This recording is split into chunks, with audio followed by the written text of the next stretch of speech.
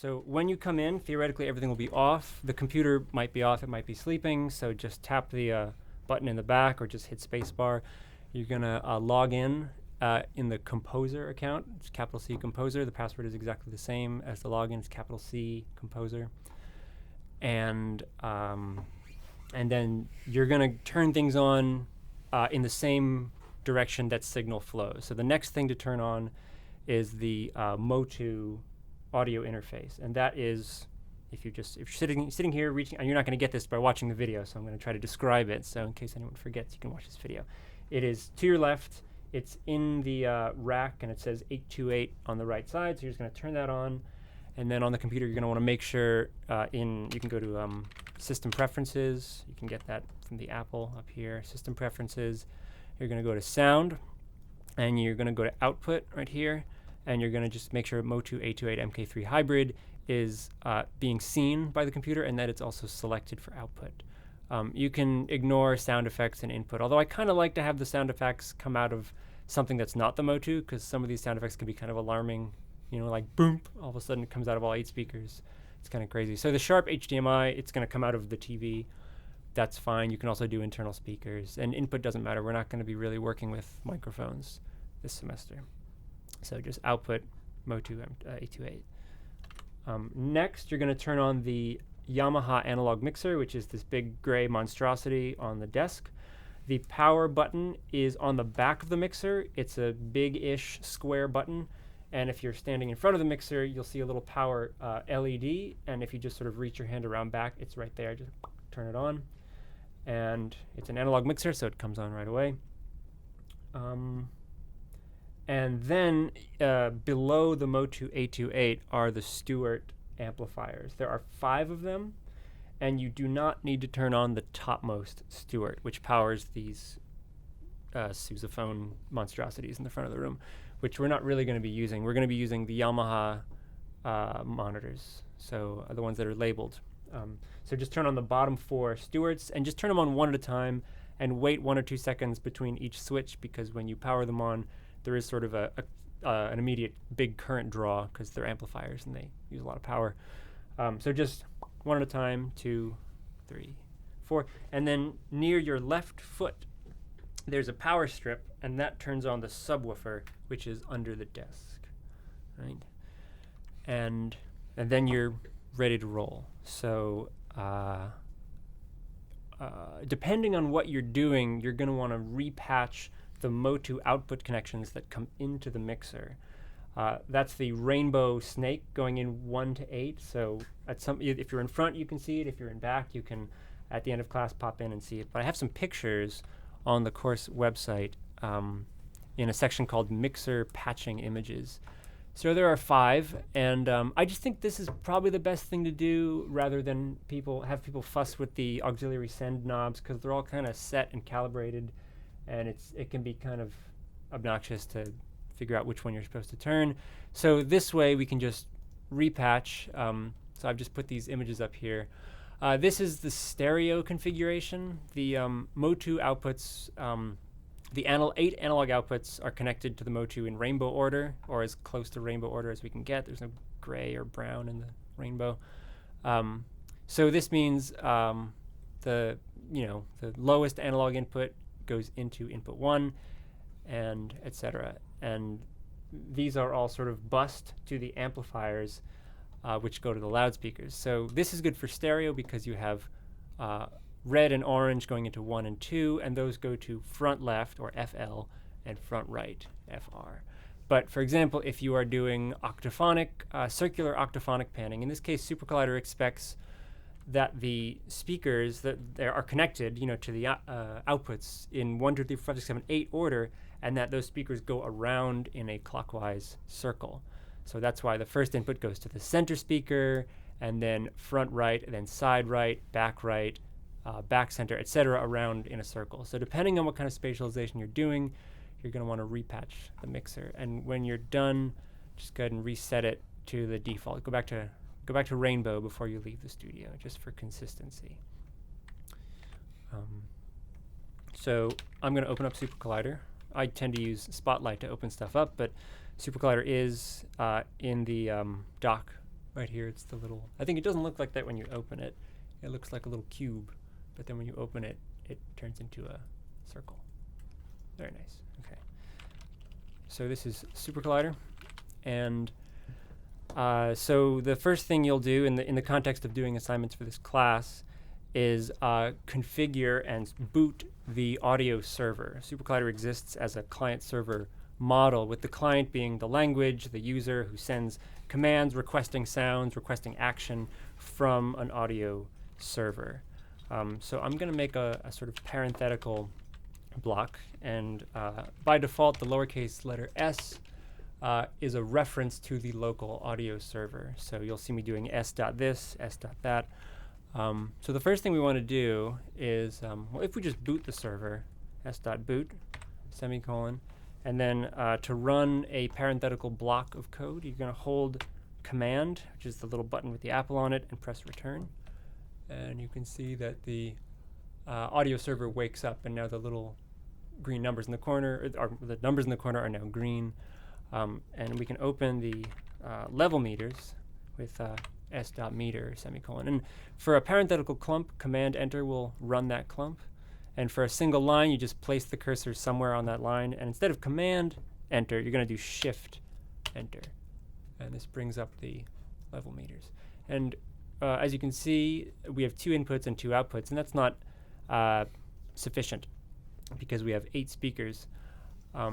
So we can quit the audio server. Let's just go up here and s.quit.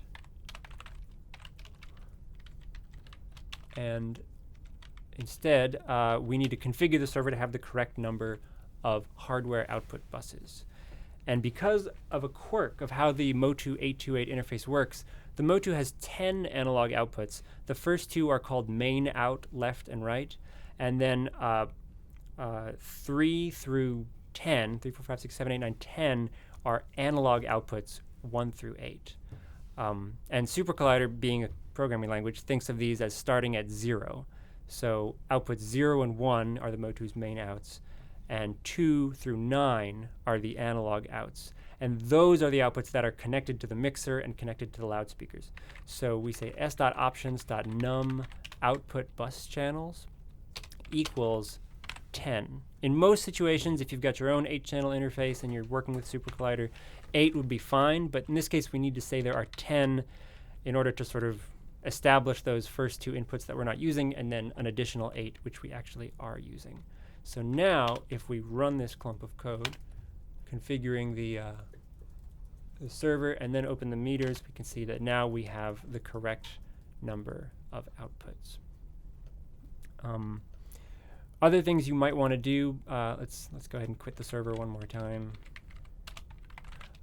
When you create your algorithmic spatialization, you're going to want to render that out as an audio file, and we need to tell the server how many channels to record, and the default here is 2, but we actually again need to record all 10. So we're actually going to be rendering out a 10-channel audio file and then extracting each one individually and getting 8 individual mono files, and the first 2 will be blank. And then we can also set the sampling rate, s.options.sample rate. I recommend just going with 44,100. But I think if you choose something else that the Motu understands, like 48,000, I tried this out last week, and the Motu listens to SuperCollider. So if you change the sampling rate and reboot, it'll change. But I just for simplicity's sake, just do 44.1, and all should be fine. Okay. So this is essentially what your code would include for just starting the audio server and configuring the audio server and then booting it. I'm going to open the meters again, and I'm just going to position them up here. All right, so that's starting the server. And then making sound. The simplest way to make sound is to make curly braces dot play. And then in these curly braces, your unit generators or signal generators, they're signal generators, but SuperCollider calls them UGens, short for unit generators. So for example, if we do pink noise.ar, right? AR is the method which creates an audio rate instance of pink noise. and then we can open a block of parentheses, and pink noise expects two arguments, mul and add, which is an amplitude scaling value and a DC offset value. And so we can just default to a value of 1 for the amplitude, and we're just going to run this line. And we can see we've created a synth in the post window here, so that's a good sign. We didn't see any errors. And we can see that we have signal on bus 0. We don't hear anything because that's Mo2 main out left, which is not connected to anything. So we need to get this pink noise to come out of bus 2, or anywhere from 2 to 9 in order to hear it. If you want to stop signal processing, the easiest way to do that is to hold Command and press period. I'll just put this here. Command period to stop sound. Ready? So if I command period, boom, signal disappears from the meters. So to send pink noise out of the correct output bus, we can first of all expand this so it's a little bit more luxurious. Right? We can give ourselves a parenthetical enclosure, and we'll declare a variable, var sig. So variable declaration, something called sig, which is equal to pink noise. And now we're going to say out.ar. So we're making an instance of a different unit generator called out, which basically writes a signal or array of signals to a bus. And the default is 0, but we're going to say 2. And then we're going to say sig. So this pink noise is a single channel of pink noise, and we are sending it to bus 2. And we still don't hear anything, and that is because the faders on the mixer are down. So I'm going to bring up the first gray fader on the mixer. It's labeled M1. And we still don't hear anything. Why? Yeah. Why would that be? It's coming out a little bit.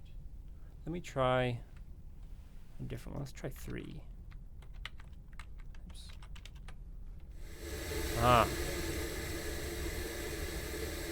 So that means there's like a loose connection somewhere.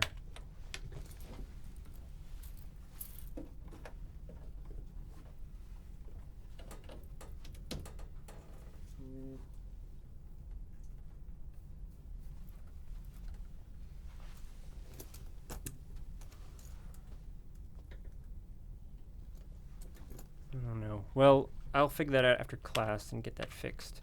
So 3 is working. There's 4.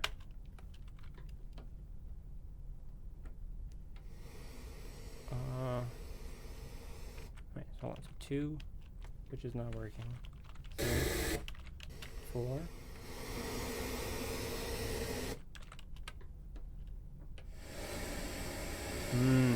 Oh, okay. I know what's going on here. Those of you who can see, I have this patched for the Octophonic circular format. So I'm going to repatch that to rainbow order real quick. See, this is why we reset to rainbow order at the end of each class, so that we aren't scratching our heads for 5 minutes.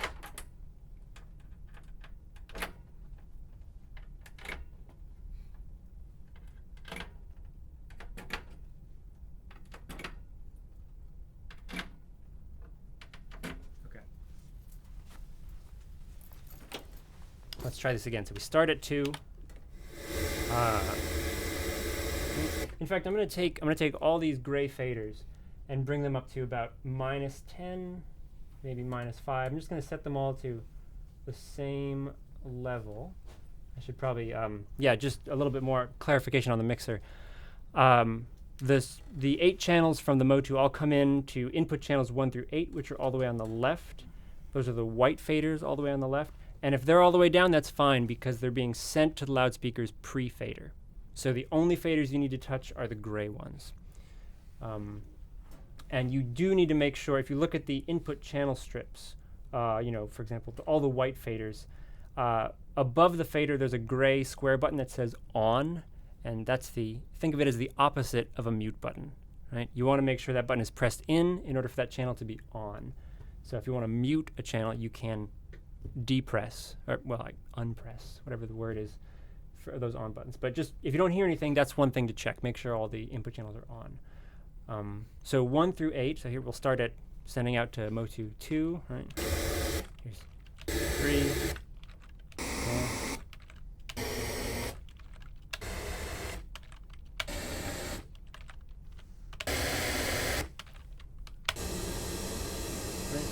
And all 8 input channels are sent, a small amount of them are sent to the subwoofer.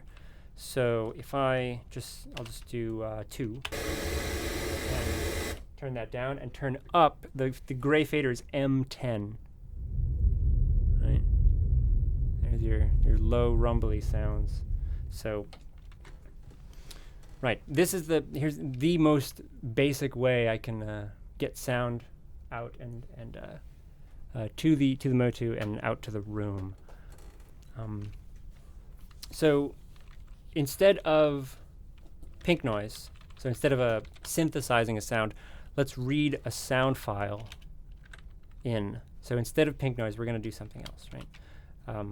But before we do that, we need to actually load a sound file into a buffer. So I have over here on the desktop in my folder.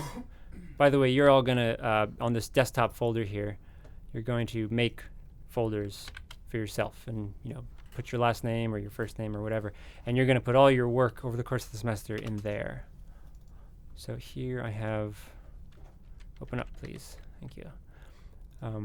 In this, here's a mono recording of a marble rolling around.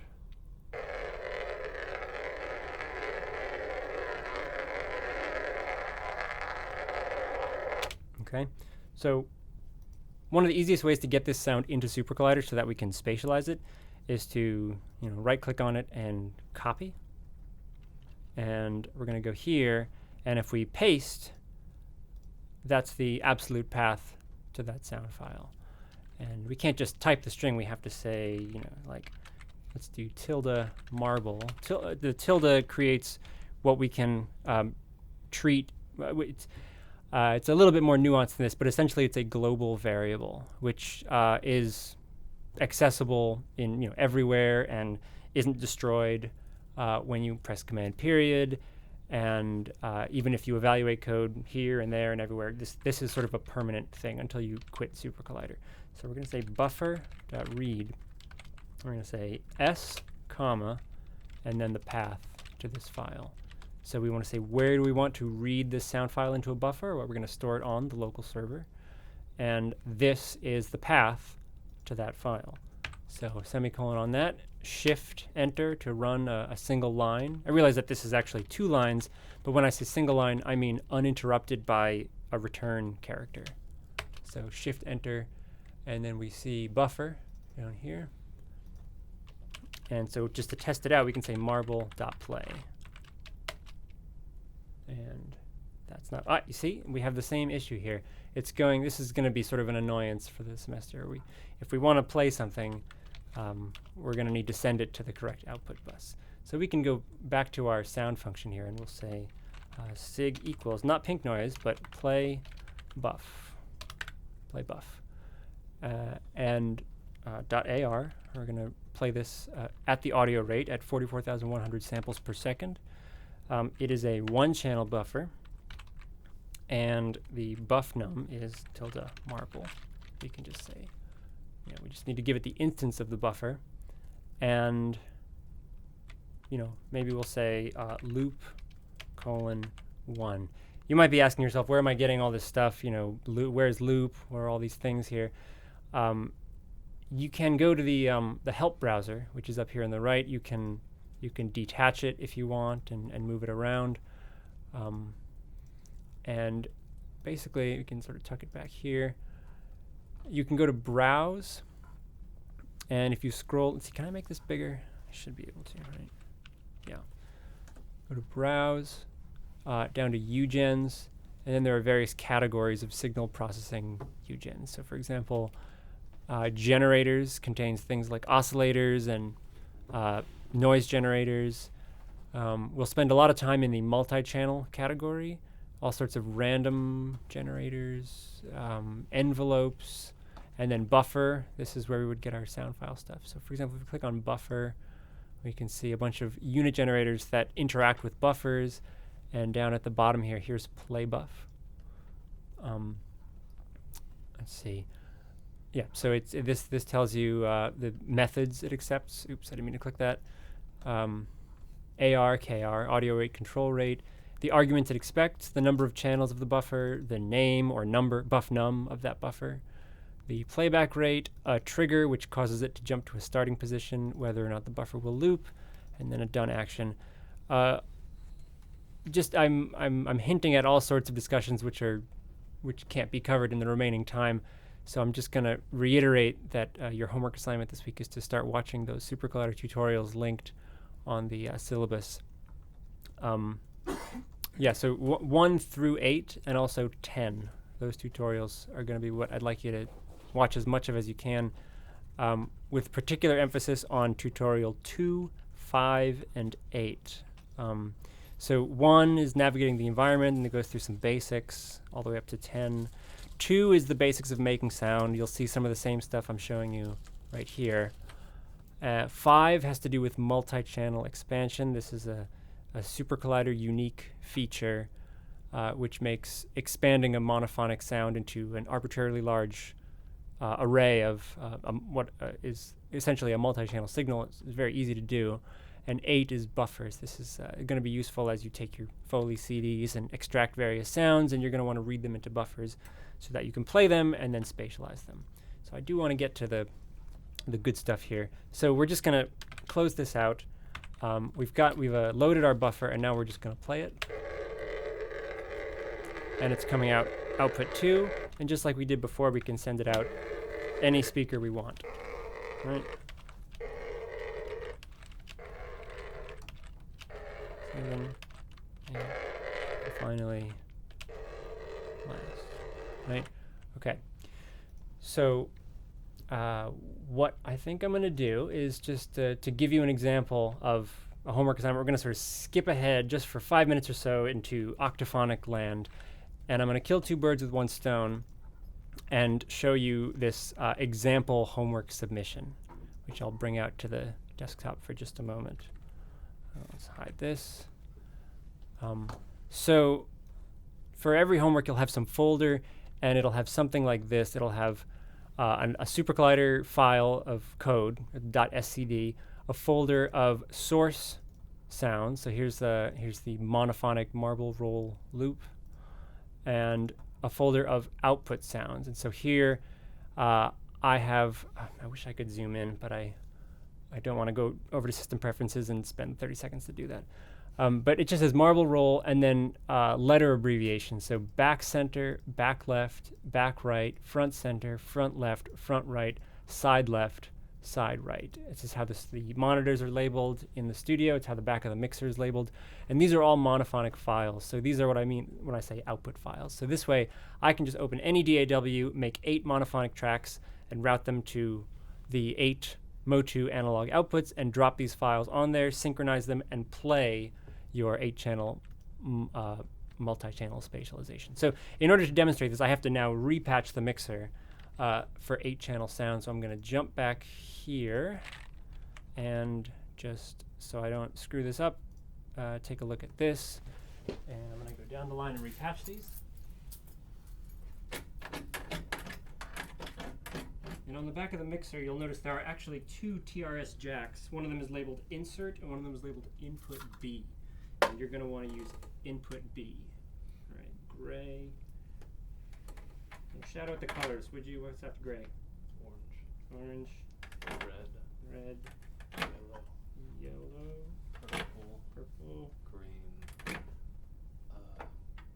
Other red. Yeah, brown. No, the first one was like the brownish. Oh, the first one was the brown one. Yeah. Okay. And then blue. Okay. Perfect. Okay.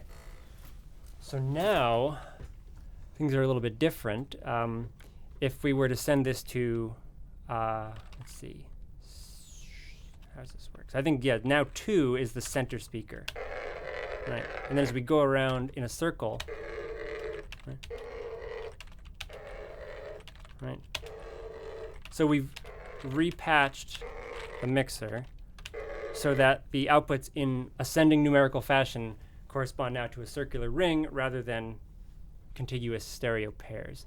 And this is useful for a unit generator, a panning unit generator called PAN-AZ. So I'm just going to show you this example assignment. So we've got our setup section. This kill all is not really necessary. I was just goofing around. We set the record channels, set the bus channels, boot the server or reboot the server. Either of those is fine. I've read the file in. In fact, I'm going to quit the server and reboot. Right. I might as well reopen the level meters. That's down here. If we quit the server, all our buffers go away, so we've got to do that again.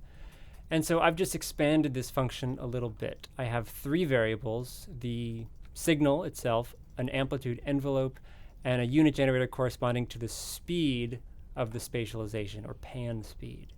So this is simply an envelope that starts at 0, goes to 1, goes back to 0, with a 10-second attack, a 10-second decay, and here are the curvatures for those segments.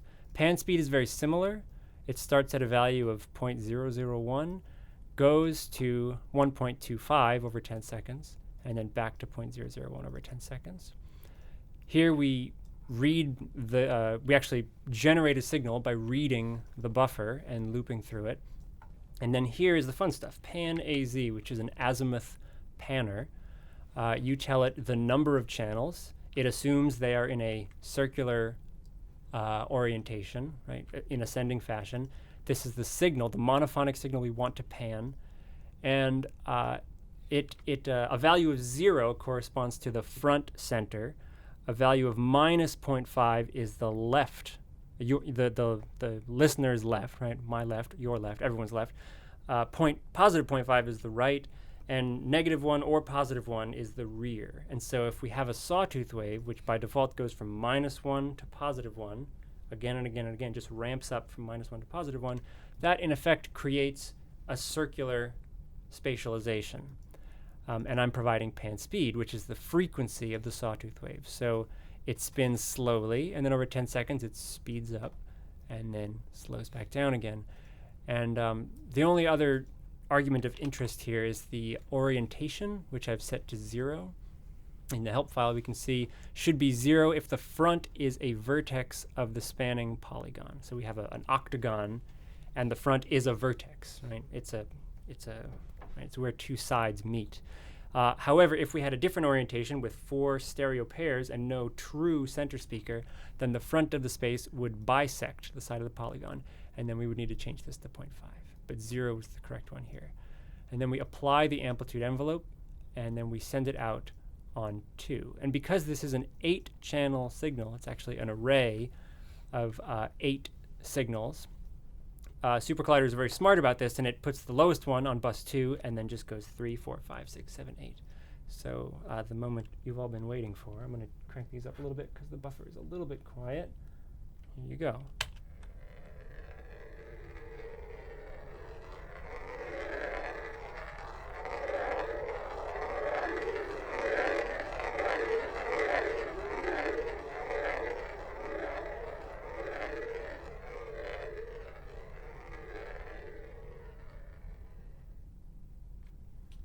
Okay, and to export this, assuming you've set your record channels correctly, you can simply type s.make-GUI with a capital G, and this launches a little window. And all you've got to do now is click record and run this again. And the lowest 10 hardware outputs are being written to a 32-bit AIF file in real time. And so as soon as this is all done, and we've got no more signal on the level meters, we can come over to our meter window here and stop. And in the post window, you can see that here's the path to that recording. I'm going to make this wrap so we don't have to scroll to the right. So basically, this goes into users, composer, music, SuperCollider. So let's see, we can probably just make a new window here and go to, Composer, Music, SuperCollider Recordings, and here it is. So we're going to open this with Audacity. This is the program I like to use for actually cutting this out into individual mono files. So we're going to just hit OK, and here we go. Let's make this let's fit this to the full screen here. So here we go. We have the first two are just duds, obviously, because nothing's coming out of them. We can X those out. And here are our 8 monophonic files. So what we do now is we would double-click to select this one, File, Export, Selected Audio, and you would save this as Marble Roll. And this first one is the center speaker, right? This is where it starts. And that's because LFSAW has a default phase of 0. So when LFSAW first starts, it starts at a value of 0, goes up to 1, immediately to -1, and continues. So which means the sound starts in the center speaker. So this would be front, center. And then I'm going to save this on the desktop just because I'm going to trash it immediately.